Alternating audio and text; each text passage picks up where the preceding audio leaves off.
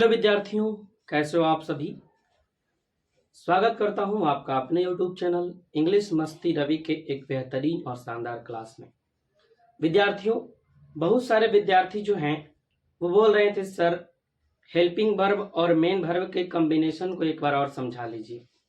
ठीक है, तो हम समझा दे रहे हैं फिर से, और ये आपको समझना भी जरूरी है, क्योंकि यदि आप हेल्पिंग वर्ब और मेन वर्ब को जान लेते हैं तो आपका टेंस, वॉइस, नरेशन ये तीनों आपके लिए काफी आसान हो जाएगा।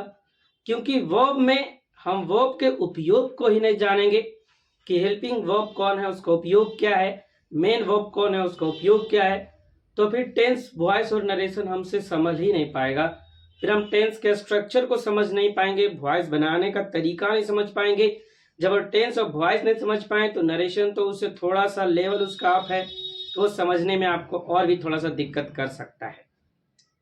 ठीक है विद्यार्थियों, तो डरने की कोई आवश्यकता नहीं, जहां हम हैं वहां क्या गम है ना। तो हम आपको हेल्पिंग वर्ब, मेन वर्ब के कॉम्बिनेशन को इतने जबरदस्त तरीके से समझाएंगे कि आपके दिमाग में एकदम फिट हो जाएगा, और आप कभी टेंस, वॉइस, नरेशन में आप गलती नहीं करेंगे अगर अच्छे से समझ लेंगे तब। तो क्लास को आप लास्ट तक देखिए, और देखने से पहले आप लोग लाइक कर लीजिए। तो चलिए हम लोग समझते हैं हेल्पिंग वर्ब और मेन वर्ब के कॉम्बिनेशन को। देखिए, सबसे पहले जानिए कि हेल्पिंग वर्ब क्या होता है और मेन वर्ब क्या होता है। तो किसी भी सेंटेंस में जो मेन भूमिका निभाता है, महत्वपूर्ण काम करता है, वो मेन वर्ब होता है। और हेल्पिंग वर्ब क्या होता है, तो जो मेन वर्ब का सहायता करता है उसको हेल्पिंग वर्ब कहते हैं। अगर यहाँ पे लिखें यम भी मेन वर्ब, तो देखिए घर जो है वो दो आदमी से चलता है। एक तो पति जो कि घर का मुखिया होता है, दूसरा पत्नी जो उसकी सहायिका होती है। तो यहाँ हम मान लेंगे मेन वर्ब को पति, ठीक, और हेल्पिंग वर्ब को पत्नी। ठीक है, चलिए इतना मान लिए। अब देखिए हम आपको बताते हैं कि जो हेल्पिंग वर्ब है उसका संख्या 24 होता है, जिसमें 13 तो मॉडल एक्सिलरी वर्ब है और 11 हेल्पिंग वर्ब है। ठीक, तो ये जो हेल्पिंग वर्ब 11 है या आया कहां से, सबसे पहले हमको ही जानना है। हेल्पिंग वर्ब जो 11 है, देखिए 11 कौन कौन है, is, am, are, was, were, has, have, had, do, does, did. ये आखिर 11 आया कहां से।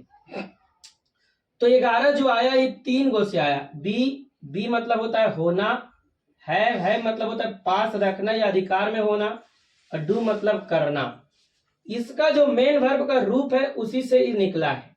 अब देखिए सबसे पहला हम देख रहे हैं बी का रूप।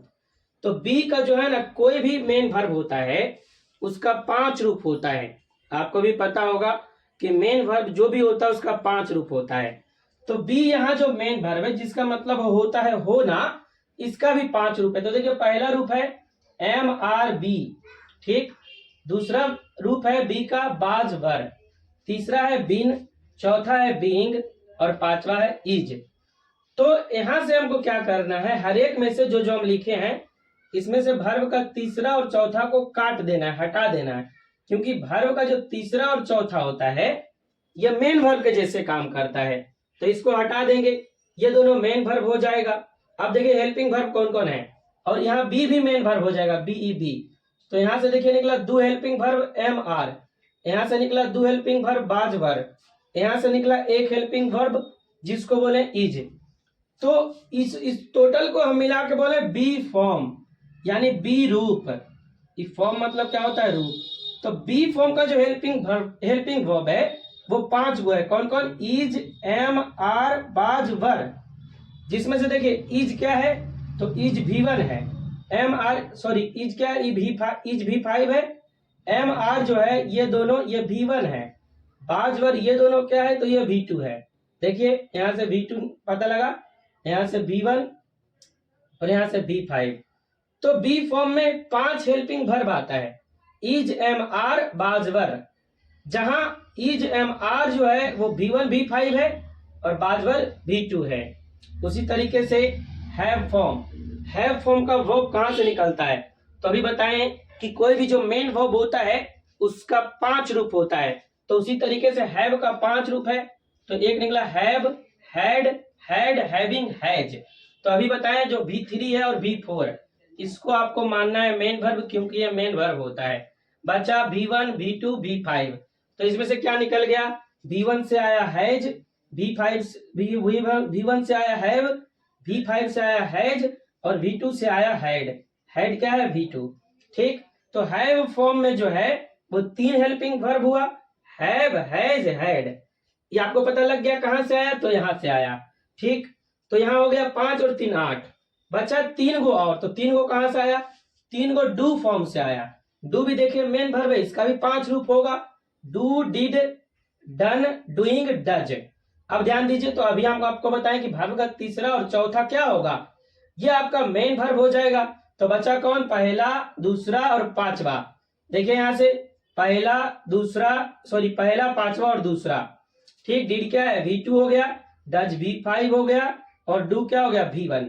तो देखिए यही 3 गो जो रूप है, इससे आपको 11 गो हेल्पिंग वर्ब निकल गया। ठीक, तो 11 गो जो हेल्पिंग वर्ब निकला, अब ये मेन वर्ब के साथ कैसे जुड़ेगा, तो ये जो 11 गो हेल्पिंग वर्ब है, इसको आप मानिए 11 पत्नी। कितना पत्नी, 11 पत्नी। अब आते हैं इधर, मेन वर्ब का कितना रूप होता है, 5 रूप होता है और पांचों का प्रयोग अलग अलग होता है। और टेंस में हमको जो पूछता है वो मेन वर्ब के प्रयोग को ही पूछता है कि भाई टेंस है क्या, तो टेंस जो है वो मेन वर्ब के फॉर्म का ही रूप है। तो मेन वर्ब का कितना रूप है, 5। V1 V5 एक साथ आता है, V2 V3 V4।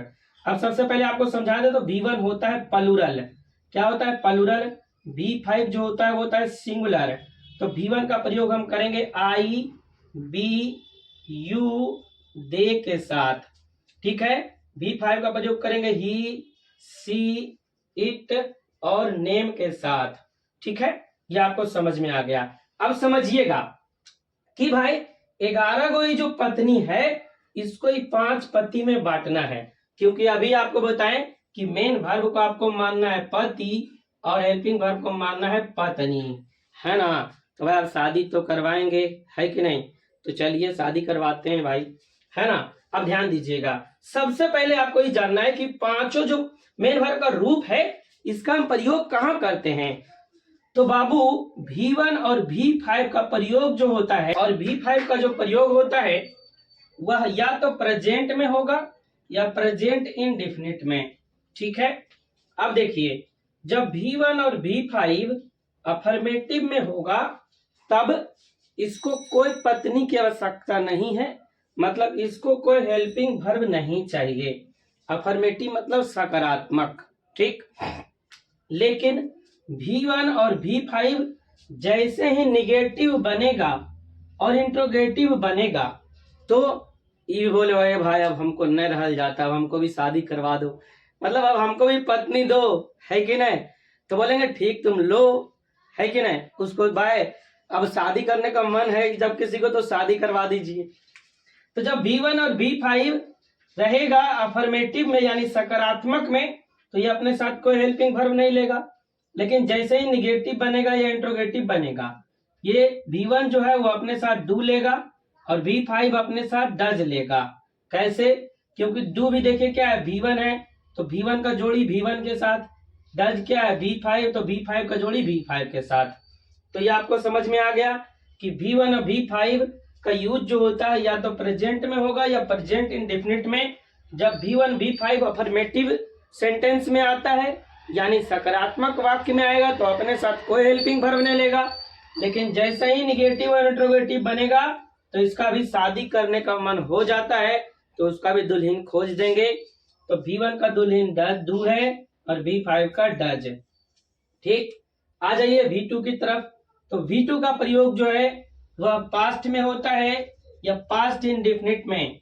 कहा, पास्ट में या पास्ट इंडेफिनिट में।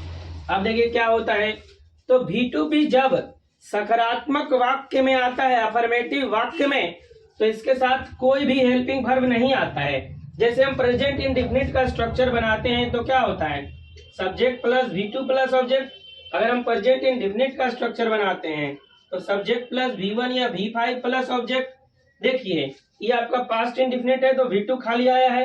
ये आपका प्रेजेंट इंडेफिनिट है, तो V1 V5 आया है, और ये दोनों का दोनों सकारात्मक है।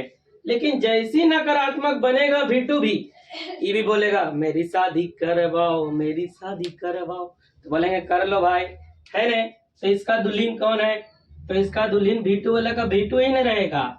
तो देखिए डीड क्या है V2, यहाँ से आप देखिए डीड क्या है ना V2, तो इसको भी भाई दुल्हीन खोज दिए। तो 3 गो का काम हो गया, V1, V5 और V2, ये तीनों मेन वर्ब है और इसके साथ हेल्पिंग वर्ब कौन लगेगा, तो डू डज डिड, खत्म। अब देखिए तो यहाँ से डू फॉर्म का काम हो गया खत्म। अब तो आपको पता लग गया कि V1, V2 और V5 के साथ किस हेल्पिंग वर्ब का कॉम्बिनेशन होगा, तो V1 के साथ डू, V5 के साथ डज और V2 के साथ डिड। समझ में आ गया। चलिए अब दो बचा V3 और V4।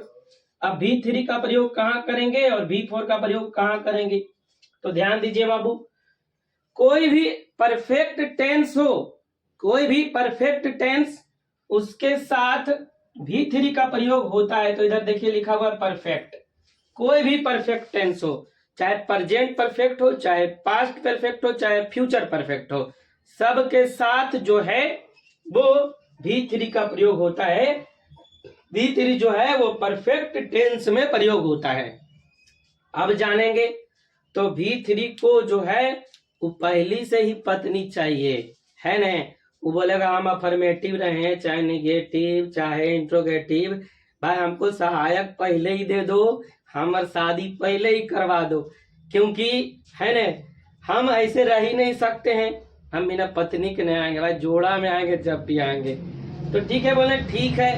तो ये बोलता है हम एगो नहीं लेंगे, हम 3 गो लेंगे, है ना, हमको 3 पत्नी चाहिए। बोले ठीक है 3 गो लो तुम। तो 3 गो इसको दिए। कौन कौन, देखिए जब भी V3 आएगा तो V3 के साथ हैव फॉर्म आएगा। अब देखिए हम यहाँ आपको हैव फॉर्म में क्या क्या बताएं, तो हैव, हैड, हैज, आपको समझ में आया। जब भी V3 आएगा तो V3 के साथ हैज, हैव और हैड आएगा। लेकिन फिर समझिएगा, V1 यहाँ है, V5 है, तो जब प्रेजेंट परफेक्ट रहेगा तो V1 और V5 आएगा। क्यों आएगा, क्योंकि V1 और V5 का प्रयोग प्रेजेंट इंडेफिनिट में होता है या प्रेजेंट में होता है। तो ये दोनों क्या हो गया, प्रेजेंट। अब ध्यान दे लीजिए, हैज हैव क्या हो गया, प्रेजेंट, और V3 क्या हो गया, परफेक्ट। तो ये बन गया प्रेजेंट परफेक्ट, ठीक। अब चलिए अब V2, अब देखिए V3 के साथ हैड भी आएगा, तो हैड कब आएगा, तो अभी आपको बताएं कि V2 का प्रयोग पास्ट में होता है, तो जब हम पास्ट परफेक्ट यूज करेंगे तो हैड प्लस V3 आएगा। तो देख लीजिए सब जगह V3 आ रहा है ना। तो आपको यही ध्यान रखना है कि वर्ब के तीसरे रूप का प्रयोग जो है वो कोई भी परफेक्ट टेंस के साथ होता है, और V3 कभी अकेले नहीं आता है, चाहे वो अफर्मेटिव में रहे, चाहे निगेटिव में रहे, चाहे इंट्रोगेटिव में रहे, उसको भाई हमेशा उसकी पत्नी उसके साथ चाहिए, है ना, उसको छोड़ नहीं सकता है।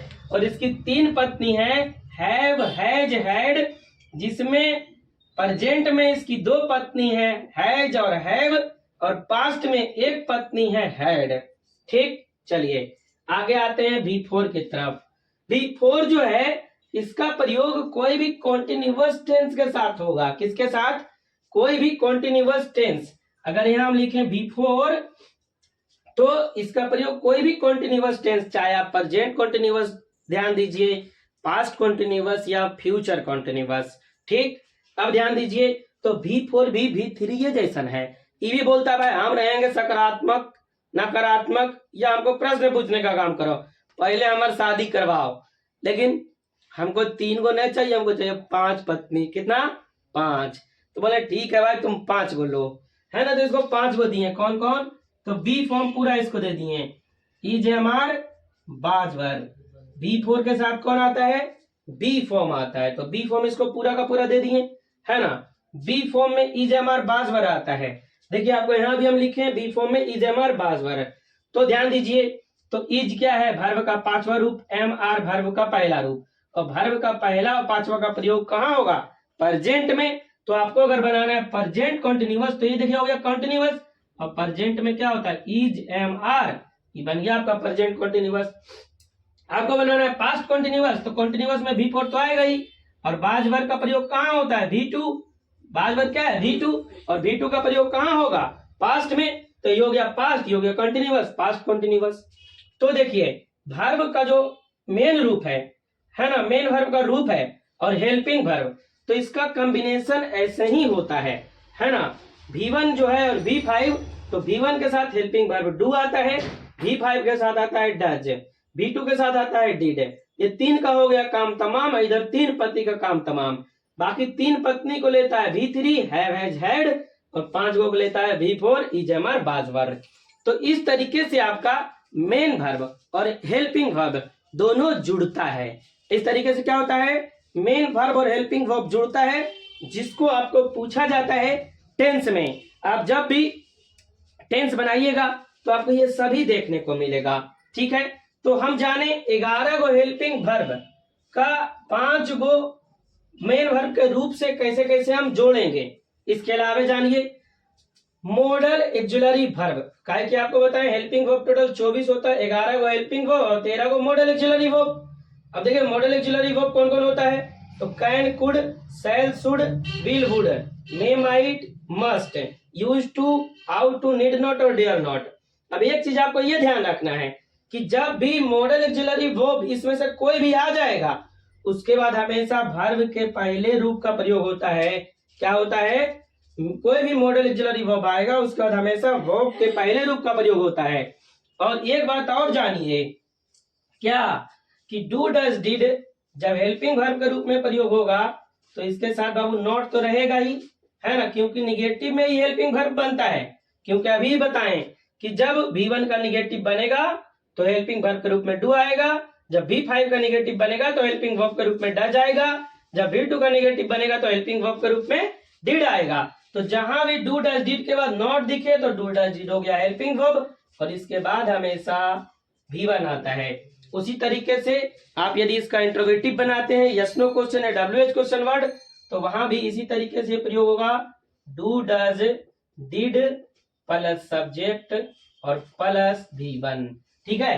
तो ये जो है आपका बेसिक चीज है कि हेल्पिंग वर्ब का संख्या कितना होता है, मेन वर्ब का रूप कितना होता है, हेल्पिंग वर्ब को मेन वर्ब से हम कैसे जोड़ते हैं, किस मेन वर्ब के साथ कौन सा हेल्पिंग वर्ब आता है, और किस मेन वर्ब के रूप का कहां कहां प्रयोग होता है, किस टेंस के साथ किस हेल्पिंग वर्ब का मेन वर्ब का जो रूप है उसका प्रयोग होता है, वो आपको जानना जरूरी है। तो इतना आप यदि अच्छे से जान लिए, आई होप आपको सब समझ में आया होगा, इतना आप जान लिए तो आपका टेंस, वॉइस, नरेशन ये आपके उंगलियों पर रहेगा। किस पर, उंगलियों पर। नहीं बिलीव है तो आपको हम टेंस का अभी तक 13-14 क्लास पढ़ाए हैं, जाके देखिए उसको, आपको समझ में एक एक चीज आएगा। और स्ट्रक्चर तो आपको रटना ही नहीं है, स्ट्रक्चर कैसे बनेगा वो समझना है। तो इसके अगले वीडियो में हम वही बताएंगे कि आप हर एक टेंस का स्ट्रक्चर खुद से कैसे बना सकते हैं। ये नहीं कि आपको रटना है, रटना तो सब सिखाता है, लेकिन बनाना कौन सिखाता है, आप उसको समझ कैसे लेंगे, और आपसे कोई रैंडमली पूछ ले तो आप उसको आसानी से बना लें, वो कैसे होगा अगले वीडियो में आपको वो बताएंगे, ठीक है। तो आई होप आपको हेल्पिंग वर्ब और मेन वर्ब का उपयोग समझ में आ गया होगा। क्लास अच्छा लगा तो आप लोग लाइक जरूर कीजिएगा, और जो चैनल पे नए विद्यार्थी हैं यहाँ तक देखें हमारे वीडियो को तो सब्सक्राइब जरूर कीजिएगा, ठीक है। मिलते हैं फिर आपसे कल, तब तक के लिए जय हिंद, वंदे मातरम। आप लोग खुश रहें, तंदुरुस्त रहें, मस्त रहें, और आपको हम पूरा पढ़ाएंगे, अच्छे से पढ़ाएंगे, एक एक कॉन्सेप्ट बताएंगे, ठीक है विद्यार्थियों। तब तक के लिए बाय बाय।